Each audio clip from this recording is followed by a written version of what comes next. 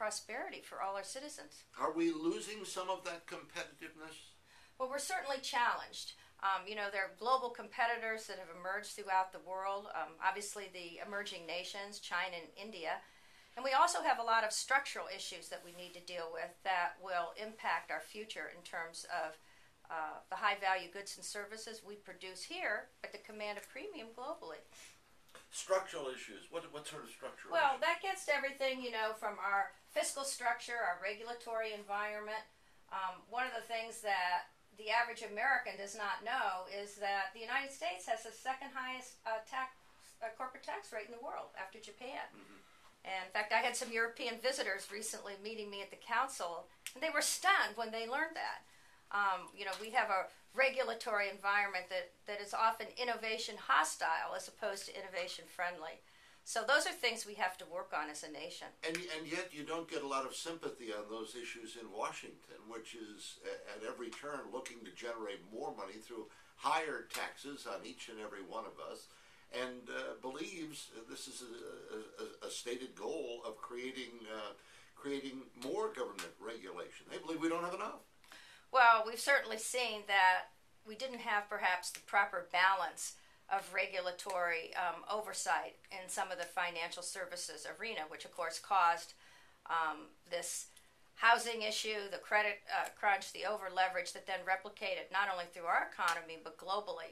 So the real issue is going to be, and I'm a classical archaeologist, so I'll refer to the the golden mean to ensure that we have proper regulation that enables business and innovation and investment, but that it doesn't stifle that. Exactly. Well, we were warned so often back in the 90s about, and earlier in this decade, about how we were headed down this road because of the lack of oversight on Fannie Mae, Freddie Mac, some of the more, and it just got out of hand. You're absolutely right.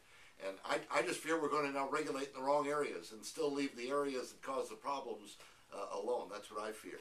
And now, you also talked about the competition on salaries. You mentioned China and India, but Mexico is certainly in that mix too. Companies can find, and we've seen this with our auto firms, can find cheaper labor in those countries and then ship the product back to the United States for sale. That's a battle that we're losing right now, it would appear. Well, I want to really start out by saying we don't have true multinationals anymore. Our major corporations, not just the United States, but in Japan and Europe and throughout the world, these are complex global enterprises, and they're operating all over the world to maximize their productivity and what they do. So the real question for the United States is, one, we can't compete on low wage. We can't compete on standardized products and services. We have to produce the products and services in an integrated global supply chain that create value and high value for our citizens. And you mentioned Mexico. Mexico is very interesting because, of course, we have, they're our neighbor. We share a huge border, the largest border in the world, really. And I think we ought to be talking over time about the whole insourcing in North America and create a very dynamic region for the North America to compete against China and Asia and the other parts of the world, including the EU, and not see this as all suboptimalization on that. But doesn't that surrender our sovereignty if we begin a large-scale, multinational business plan like that with Canada, with Mexico, even going to the EU? Who oversees all of that? Where's our sovereignty? Well, actually, it's already going on in terms of integrated supply chains of what is made in different parts of the world. The real issue is who makes the highest value pieces and components in that supply chain. And you look at some products that come from China that are pretty commoditized, and one of the famous examples some years ago, but we still like it because it's very illustrative, is a Barbie doll.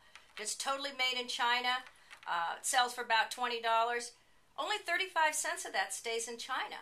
The real value has come from the design, the marketing, the whole logistics supply chain, and that's where the U.S. has created the value and the wealth creation from that.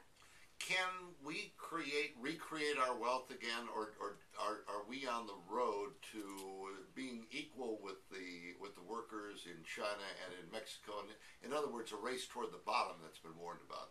I don't think that. But there are some things we have to do to ensure that over time that doesn't happen. One, you've heard though that we've been spoiled in this country. We're so accustomed to our lifestyle. We don't realize how good we've had it for so long. Well, not only is that true, but we're very proud of the fact that we have been able to give our working class a very high standard of living. Their children go on to college. I'm from Akron, Ohio, and my father was a doctor, and he started out, working in the rubber factory to earn the money to go to college, and that's part of the American dream for each generation to be more successful.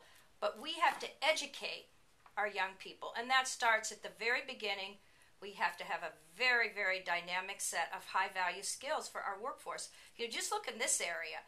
There are incredibly high-skilled workers in the auto industry that are able to function on very complex manufacturing lines. Those skills are interchangeable for lots of other things, and we need to ensure that when companies around the world say, where's the best workforce in the world? It's here in the United States, and to bring that activity here.